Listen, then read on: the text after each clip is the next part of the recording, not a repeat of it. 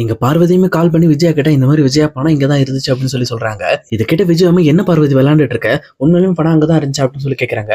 ஆமா விஜயா, நான் இந்த மாதிரி தேடி பார்த்தேன், இப்பதான் தெளிவா தேடுறப்பதான் எனக்கு கிடைச்சது அப்படின்னு சொல்றாங்க. கேட்டோன்னு இந்த பக்கம் விஜயாக்குமே கடுப்பாகுது. சே, இந்த விஷயம் மட்டும் வெளியில தெரியாம இருந்ததுதான் எனக்கு இவ்வளவு பணம் நஷ்டமா இருக்காது. அதை விட முக்கியமா இந்த அளவுக்கு நான் வீட்டுல அவமானப்பட்டிருக்க மாட்டேன்னு யோசிக்கிறாங்க. அதுக்கப்புறம் அவங்களுமே இங்க கெத்தோட இங்க அண்ணாமலை கிட்ட பாருங்க, பணம் அங்கதான் இருந்திருக்கு, சொல்ல போனா அங்க பார்வதி தான் தப்பு பண்ணிருக்கா, வேற எங்கேயோ வச்சுட்டு இந்த பக்கம் தேடிட்டு இருந்திருப்பா போல இருக்கு. இப்ப பாருங்க அவளால எவ்வளவு பிரச்சனை அப்படின்னு சொல்லிட்டு விஜயாமே டென்ஷன் ஆயிட்டு அங்க இருந்து கிளம்பிடுறாங்க. ஆனா முத்து மட்டும் அந்த விஷயத்தை ஏத்துக்கிற மாதிரி இல்ல. என்ன இது, இவங்க திடீர்னு இருக்குன்றாங்க இல்லன்றாங்க, இவங்க சொல்றதெல்லாம் பார்த்தா எனக்கு ரொம்ப நம்புற மாதிரி தெரியலையே அப்படின்னு சொல்லிட்டு அங்க சந்தேகப்பட்டு அவருமே டைரக்டா இங்க பார்வதியோட வீட்டுக்கு போறாரு. அங்க போயிட்டு இந்த பக்கம் பார்வதிட்ட, இங்க பாருங்கம்மா, நீங்க தானே சொன்னீங்க பணம் தொலைஞ்சு போச்சுன்ட்டு, அப்புறம் எதுக்காக மறுபடியும் பணம் இருக்குன்னு சொன்னீங்க அப்படின்னு சொல்லி கேட்கிறப்போ, இல்ல முத்து, நான் இந்த மாதிரி ஒரு பக்கம் தான் தேடி பார்த்தேன், இன்னொரு பக்கம் நான் தேடவே இல்லை. அதுக்கப்புறம் சரி எதுக்கும் ஒரு டைம் தேடி பார்ப்போம், நம்மளால உங்க வீட்டுல பிரச்சனை வந்துடக்கூடாதுங்கிறதுக்காக நானுமே இந்த ஒன் சைடு ஃபுல்லா தேடி பார்க்கும்போது தான் தெரிய வந்துச்சு, நான் பணத்தை அந்த பக்கம் வைக்கிறதுக்கு பதிலா இந்த பக்கம் வச்சிருந்திருக்கேன் அப்படின்னு சொல்றாங்க. இது கேட்ட முத்துமே, நீங்க சொல்றதெல்லாம் நம்புற மாதிரி இல்ல, நீங்க அன்னைக்கு என்கிட்ட ஃபர்ஸ்ட் டே சொல்லும்போது கூட நான் பீரோ ஃபுல்லாவே தேடி பார்த்துட்டேன், அந்த பணமே இல்லைன்னு நீங்க, ஆனா இப்போ நீங்க வேற ஒரு கதை சொல்றீங்க, ஒழுங்கா உண்மையை சொல்லுங்க, இந்த பணம் எப்படி வந்துச்சு அப்படின்னு கேட்கறாங்க. இந்த பக்கம் பார்வதியுமே பதட்டம் அடைய ஆரம்பிக்கிறாங்க.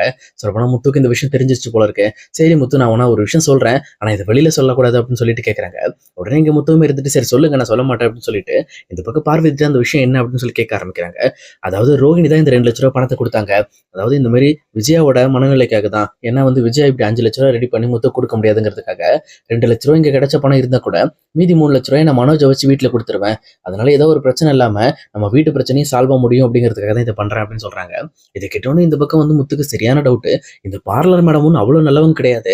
அது மட்டும் இல்லாம எதுக்காக சம்பந்தமே இல்லாம இங்க 2 லட்சத்தை கொடுத்துட்டு அங்க ஒரு 3 லட்சத்தை கொடுக்கணும், இவங்க பண்றதெல்லாம் பார்த்தா எனக்கு என்னமோ நம்புற மாதிரி இல்லையே அப்படின்னு யோசிச்சுட்டு இருக்காங்க. அதே நேரத்துல எங்க முத்துக்குமே மனசுல கொஞ்சம் டவுட் வர ஆரம்பிக்குது. ஆமா, இந்த பணம் வீட்டுல இருக்கும்போது இந்த பணம் இருக்குன்ற விஷயம் யார் யாருக்கெல்லாம் தெரியும் அப்படின்னு கேட்கறாங்க. அப்ப பார்வதியுமே இருந்துகிட்டு, இது விஜயாக்கும் எனக்கும் தெரியும், அதுக்கப்புறம் ரோகிணிக்கு தான் கடைசியா தெரியும் அப்படின்னு சொல்றாங்க. ரோகிணிக்கு எப்படி தெரியும் அப்படின்னு கேட்கிறப்போ, இந்த மாதிரி நம்ம வீட்டுக்கு வந்திருந்தாப்பா, அப்ப இந்த மாதிரி உங்க அத்தை பணம் வாங்கியிருக்காங்கன்னு சொன்ன விஷயத்த அவ நம்பவே இல்லை. நான் தான் அவளை கூட்டிட்டு போய் எடுத்து காட்டினேன், இங்க பேர் பணம் இருக்கு அப்படின்னு எடுத்து காட்டினேன். அதுக்கப்புறம் தான் அவளும் நம்பினா. அப்ப கூட சொல்லிட்டேன் இந்த விஷயத்த வெளியில யார்ட்டையும் சொல்லக்கூடாதுன்னு, அவளும் யார்ட்டையும் சொல்லல அப்படின்னு சொல்றாங்க. அப்ப இந்த பக்கம் முத்துக்குமே தெளிவா புரியுது. அப்ப ரோகிணிக்கு தான் பணம் இருக்காட்ட தெரிஞ்சிருக்கு. அதுக்கப்புறம் ரோகிணி வந்தாலும் அப்படின்னு கேட்கிறப்போ, ஆமா மறுபடியும் ரோகிணி வந்தா, எங்களுக்கு ஸ்வீட் எல்லாம் கொடுத்துட்டு போனா அப்படின்னு சொல்றாங்க. இது கேட்டோன்னே இன்னுமே தெளிவா புரிஞ்சிருது. சொல்ல போனா ரோகிணி தான் அந்த பணத்தையும் பார்த்திருக்காங்க, அவங்க தான் அந்த பணத்தை எடுத்திருக்காங்க. அந்த பணம் எடுத்து பிரச்சனை ஆனதுக்கு அப்புறம் இப்போ அம்மா கேஸ் கொடுக்க போறேன்னு சொன்னதுக்கு அப்புறம் தான் இவங்க அந்த கேஸ் திரும்பினா நம்ம மேலே வந்துருங்கிறதுக்காக மறுபடியும் தன்னோட பணம் 2 லட்சத்தை கொண்டு வந்து பார்வதிட்டு கொடுத்துருக்காங்க. ஓகே, இதுதான் நடந்திருக்கு அப்படிங்கிற விஷயத்தையுமே இந்த பக்கம் முத்து புரிஞ்சுக்கிறாரு. அதுக்கப்புறம் இங்க பார்வதியை பார்த்து, நான் அந்த பணத்தை கொஞ்சம் பார்க்கலாமா அப்படின்னு கேட்கறாங்க. உடனே பார்வதியுமே இருந்துகிட்டு, நீ வேறப்பா, நீ எப்போ வருவ, அந்த பணத்தை எடுத்து உன் கையில கொடுக்கலாம்னு நான் நினைச்சிட்டு இருந்தேன், நீயே வந்துட்ட இரு அப்படின்னு சொல்லிட்டு அந்த 2 லட்ச ரூபாய் பணத்தையுமே எடுத்துட்டு வந்து இந்த பக்கம் அவங்க கையில கொடுக்குறாங்க. அந்த பணத்தை வாங்கின முத்துவுமே சரிம்மா நான் வரேன் அப்படின்னு சொல்லிட்டு அங்கிருந்து டேரக்டா வீட்டுக்கு கிளம்பி போறாரு. வீட்டுக்கு கிளம்பிட்டு வீட்டுல இருக்க எல்லாருமே கூப்பிட்டு, இங்க பாருங்க, பார்வதி ஆண்டி கொடுத்த 2 லட்ச ரூபாய் பணம் அப்படின்னு சொல்றாங்க. உடனே இங்க விஜயாவே இருந்துட்டு, போதுமாடா, நிம்மதியாடா, எல்லா பணம் வந்துடுச்சா, இதுக்கு மேல உனக்கு பிரச்சனை இல்லையா அப்படின்னு கேட்கறாங்க. இல்ல இல்ல, அந்த பணத்துல கொஞ்சம் சின்ன பிரச்சனை இருக்கு, விஷயம் என்னன்னா இது நான் வக்கீலுக்கு கொடுத்த பணம் கிடையாது அப்படின்னு சொல்றாங்க.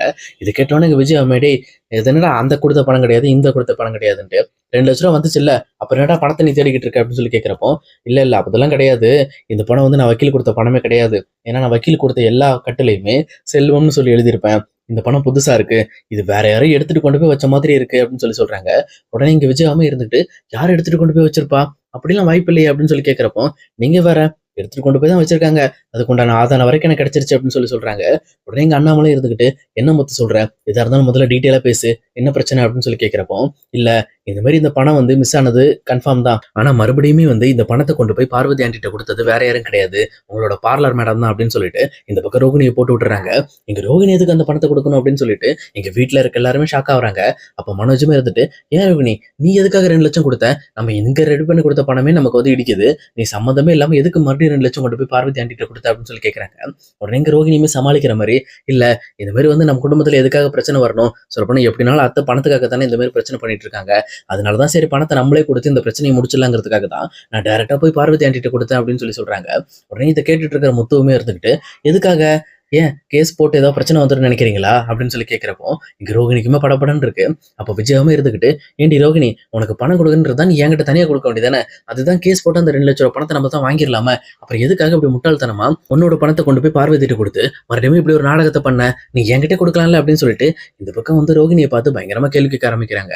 ஆனா முத்துவுமே ரொம்ப நக்கலோட, சரி சரி அவங்க பண்ற விஷயம் எதுவுமே சரியில்லை, அது மட்டும் இல்லாம அவங்க எதுக்காக இந்த பணத்தை 2,00,000 கொடுத்தாங்கன்னு தெரியல, சரி பார்க்கலாம், இது ஈஸியா நான் இப்பவே கண்டுபிடிச்சிருவேன், சரி கொஞ்சம் டைம் எடுத்து பண்றேன், இருந்தாலும் ஏன்னா அவங்களும் இந்த வீட்ல கொஞ்ச நாள் இருக்கணும்ல அப்படின்னு சொல்லிட்டு ரோகிணி பத்தியான உண்மையை கண்டுபிடிப்பேன் அப்படிங்கிறத சொல்லாம சொல்லிக்கிட்டு இருக்காரு.